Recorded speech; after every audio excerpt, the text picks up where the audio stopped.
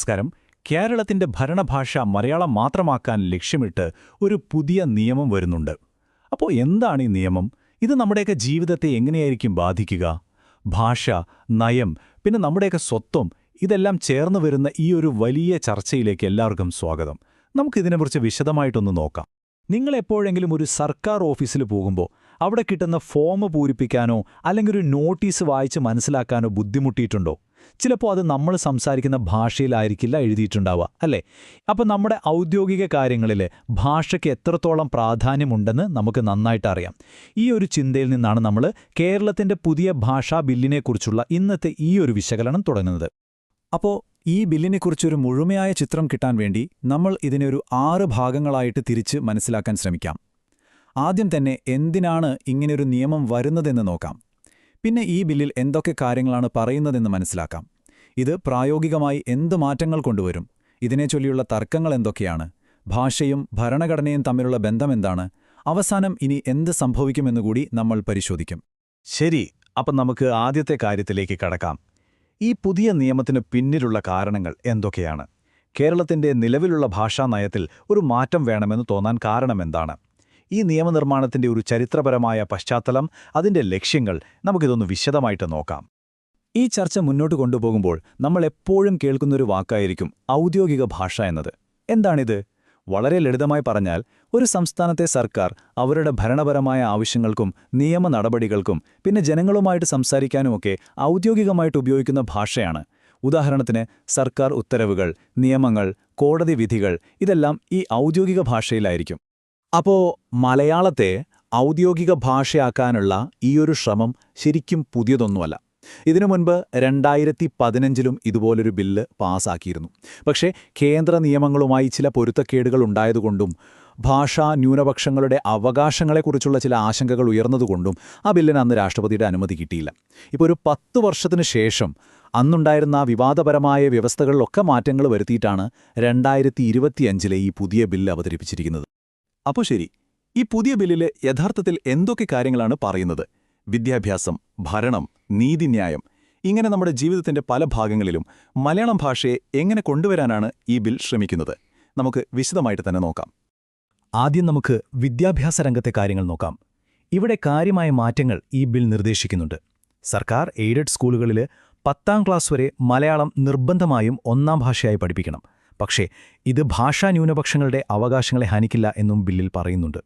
അതായത് കന്നഡ, തമിഴ് പോലുള്ള മാതൃഭാഷകൾ പഠിക്കുന്ന കുട്ടികൾക്ക് അതിനുള്ള അവസരങ്ങൾ തുടർന്നുമുണ്ടാകും. അതുപോലെ മറ്റു സംസ്ഥാനങ്ങളിൽ നിന്നോ രാജ്യങ്ങളിൽ നിന്നോ വരുന്ന വിദ്യാർത്ഥികൾക്ക് മലയാളം പരീക്ഷകളിൽ ചില ഇളവുകളും കൊടുക്കുന്നുണ്ട്. ഇനി ഭരണത്തിന്റെ കാര്യത്തിലേക്ക് വന്നാലോ, അവിടെയും വലിയ മാറ്റങ്ങൾ വരും. സർക്കാർ ഓഫീസുകളിലെ എല്ലാ കത്തിടപാടുകളും പൊതുജനങ്ങളെ അറിയിക്കുന്ന കാര്യങ്ങളും എല്ലാം മലയാളത്തിലാകും. നിയമസഭയിൽ അവതരിപ്പിക്കുന്ന ബില്ലുകളും ഓർഡിനൻസുകളും എല്ലാം മലയാളത്തിലായിരിക്കും. കോടതി വിധികൾ ഘട്ടം ഘട്ടമായി മലയാളത്തിലേക്ക് പരിഭാഷപ്പെടുത്താനും പദ്ധതിയുണ്ട്. എന്നാൽ കാസർഗോഡ് പോലുള്ള ഭാഷാ ന്യൂനപക്ഷങ്ങൾ കൂടുതലുള്ള സ്ഥലങ്ങളിൽ അവിടുത്തെ ആളുകൾക്ക് അവരുടെ മാതൃഭാഷയിൽ തന്നെ സർക്കാർ ഓഫീസുകളുമായി ബന്ധപ്പെടാനുള്ള സൗകര്യവുമുണ്ടാകും. അപ്പോൾ ഈ ബില്ല് നിയമമായി കഴിഞ്ഞാൽ യഥാർത്ഥത്തിൽ എന്താണ് മാറാൻ പോകുന്നത്? ഇപ്പോൾ നമ്മൾ പിന്തുടരുന്ന 2 ഭാഷകളുള്ള ഒരു സിസ്റ്റത്തിൽ നിന്ന് എന്ത് വ്യത്യാസമാകും ഇതിലൂടെ ഉണ്ടാവുക? ഇതാണ് ഈ ബില്ലിലെ ഒരുപക്ഷെ ഏറ്റവും പ്രധാനപ്പെട്ട, ഏറ്റവും നിർണായകമായൊരു മാറ്റം.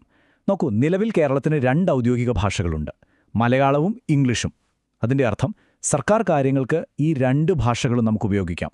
എന്നാൽ ഈ പുതിയ ബിൽ നിയമമാകുന്നതോടെ ആ ഒരവസ്ഥ മാറും. മലയാളം കേരളത്തിൻ്റെ ഏക ഔദ്യോഗിക ഭാഷയായി മാറും. ഏതൊരു വലിയ നിയമം വരുമ്പോഴും അതിന് അനുകൂലിച്ചും പ്രതികൂലിച്ചും വാദങ്ങളുണ്ടാകുമല്ലോ. അതുപോലെ തന്നെയാണ് ഈ ബില്ലിന്റെ കാര്യത്തിലും. ഈ തർക്കത്തിന്റെ കാതൽ എന്താണെന്ന് വെച്ചാൽ അത് 2 പ്രധാനപ്പെട്ട ആശയങ്ങൾ തമ്മിലുള്ള ഒരു സംഘർഷമാണ്. ഒരു വശത്ത് സംസ്ഥാനത്തിന്റെ ഭാഷാപരമായ ഒരു സ്വത്വം ഉറപ്പിക്കാനുള്ള ശ്രമം, എന്നാൽ മറുവശത്ത് ഭാഷാ ന്യൂനപക്ഷങ്ങൾക്ക് നമ്മുടെ ഭരണഘടന നൽകുന്ന അവകാശങ്ങൾ സംരക്ഷിക്കേണ്ടതിന്റെ ആവശ്യകത. നമുക്ക് ഇരുവശത്തുമുള്ള വാദങ്ങൾ എന്തൊക്കെയാണെന്ന് നോക്കാം. ഒരു വശത്ത് കേരള സർക്കാർ പറയുന്നത് മലയാളം ഭരണഭാഷയാക്കുന്നത് വഴി സർക്കാർ സേവനങ്ങൾ സാധാരണക്കാർക്ക് കൂടുതൽ എളുപ്പത്തിൽ മനസ്സിലാക്കാനും ഉപയോഗിക്കാനും സാധിക്കുമെന്നാണ്. അതോടൊപ്പം തന്നെ തമിഴ്, കന്നഡ, തുളു പോലുള്ള ന്യൂനപക്ഷ ഭാഷകൾക്ക് ആവശ്യമായ എല്ലാ സംരക്ഷണവും നൽകുന്നുണ്ടെന്നും സർക്കാർ ഉറപ്പു നൽകുന്നു. എന്നാൽ മറുവശത്ത് കർണാടക സർക്കാർ ഇതിനെ വളരെ ശക്തമായി എതിർക്കുകയാണ്. അവർ പറയുന്നത് ഈ ബിൽ ഭരണഘടനാ വിരുദ്ധമാണെന്നും ഇത് കേരളത്തിലെ കന്നഡ സംസാരിക്കുന്ന വിദ്യാർത്ഥികൾക്ക് അവരുടെ മാതൃഭാഷ പഠിക്കാനുള്ള അവകാശത്തെ ഇല്ലാതാക്കുമെന്നുമാണ്. ഈ തർക്കം ഏറ്റവും കൂടുതൽ ശക്തമായിട്ട് കേൾക്കുന്നത് എവിടെയാണെന്ന് ചോദിച്ചാൽ അത് കാസർഗോഡ് ജില്ലയിലാണ്. അതിനൊരു കാരണമുണ്ട്. അവിടെ വലിയൊരു വിഭാഗം ജനങ്ങൾ കന്നഡ സംസാരിക്കുന്നവരാണ്, ഒരു ഭാഷാ ന്യൂനപക്ഷമാണവർ. അതുകൊണ്ടാണ് കർണാടകയുടെ എതിർപ്പിന് ഇത്രയധികം ശക്തി വരുന്നത്. ഈ വിഷയത്തിന് വെറുമൊരു രാഷ്ട്രീയ തർക്കം മാത്രമല്ല, അതിനൊരു ഭരണഘടനാപരമായ വശം കൂടിയുണ്ട്.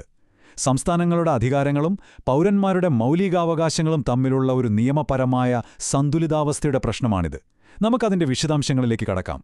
നമ്മുടെ ഇന്ത്യൻ ഭരണഘടനയിലെ 29, 30 എന്നീ വകുപ്പുകളാണ് ഈ ചർച്ചയിലെ ഏറ്റവും പ്രധാനപ്പെട്ടത്.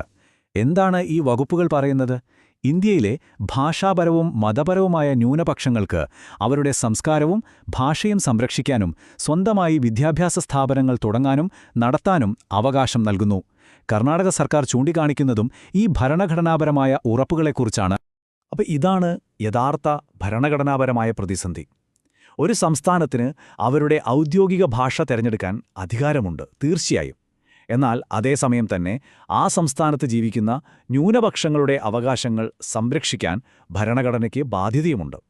ഈ രണ്ടും തമ്മിലൊരു ബാലൻസ് കണ്ടെത്തുക എന്നതാണ് ഏറ്റവും വലിയ വെല്ലുവിളി. അപ്പോൾ നിയമസഭ പാസാക്കി എന്നതുകൊണ്ട് മാത്രം ഈ ബിൽ നിയമമായി എന്നർത്ഥമില്ല. അതിന് ഇനിയും ചില കടമ്പകൾ കടക്കാനുണ്ട്.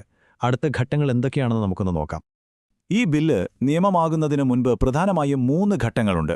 ഒന്നാമത്തെ കാര്യം ഗവർണറുടെ അംഗീകാരമാണ്. കർണാടകയിൽ നിന്നുള്ള ഒരു പ്രതിനിധി സംഘം ഗവർണറെ കണ്ട് ഈ ബില്ലിന് അംഗീകാരം നൽകരുതെന്ന് ആവശ്യപ്പെട്ടിട്ടുണ്ട്. അതുകൊണ്ട് ഗവർണർ ഇത് വിശദമായി പരിശോധിക്കും. ഒരുപക്ഷെ അദ്ദേഹം ഇത് രാഷ്ട്രപതിയുടെ പരിഗണനയ്ക്ക് അയക്കാനും സാധ്യതയുണ്ട്. രണ്ടാമതായി, ഇതിന് ഭരണഘടനാപരമായ പരിശോധനകൾ നേരിടേണ്ടിവരും. കോടതിയിൽ ചോദ്യം ചെയ്യപ്പെട്ടേക്കാം. അവസാനം ഈ നിയമപരമായ വിശകലനങ്ങളും രാഷ്ട്രീയമായ ചർച്ചകളുമെല്ലാം ചേർന്നായിരിക്കും ഈ ബില്ലിന്റെ ഭാവി എന്തായിരിക്കുമെന്ന് തീരുമാനിക്കുക. അപ്പോൾ കേരളത്തിന്റെ ഈ ഭാഷാ ബില്ല് കേവലം ഒരു നിയമനിർമ്മാണം മാത്രമല്ല. ഇത് നമ്മളെ എല്ലാവരെയും ഒരു വലിയ ചോദ്യത്തിനു മുന്നിൽ നിർത്തുന്നുണ്ട്. ഒരു സംസ്ഥാനം അതിന്റെ പ്രധാന ഭാഷയെ പ്രോത്സാഹിപ്പിക്കുമ്പോൾ അവിടെ ജീവിക്കുന്ന എല്ലാ പൗരന്മാരുടെയും, പ്രത്യേകിച്ച് ഭാഷാ ന്യൂനപക്ഷങ്ങളുടെ ഭരണഘടന ഉറപ്പു നൽകുന്ന അവകാശങ്ങൾ എങ്ങനെ സംരക്ഷിക്കും? ഇത് രണ്ടും എങ്ങനെ ഒരുമിച്ച് കൊണ്ടുപോകും? ഭാഷ, സ്വത്വം, ഭരണം, പൗരാവകാശം ഇവയെക്കുറിച്ചുള്ള ഈ ചർച്ച തീർച്ചയായും തുടരും. ഈ വിഷയത്തെക്കുറിച്ച് കൂടുതൽ ചിന്തിക്കാൻ ഈ വിശകലനം നിങ്ങളെ സഹായിച്ചെന്ന് കരുതുന്നു. നന്ദി.